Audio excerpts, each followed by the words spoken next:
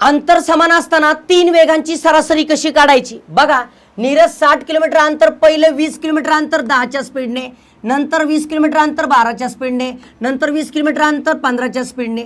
तर सरासरी वेग कसा काढायचा बघा। सरासरी वेग कसा काढायचा? सिंपल 3 गुणिले पहिला वेग 10 गुणिले दुसरा वेग 12 गुणिले तिसरा वेग 15 छेद 3 घेतलेले बरं का। छेद पहिल्या दोघांचा गुणाकार 10 गुणिले 12 प्लस दुसऱ्या आणि तिसऱ्याचा गुणाकार 12 गुणिले 15 प्लस पहिल्या आणि तिसऱ्याचा गुणाकार 10 गुणिले 15।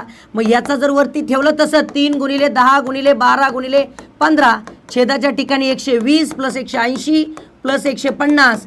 विचार करा 3 गुणिले 10 गुणिले 12 गुणिले 15 छेद 450।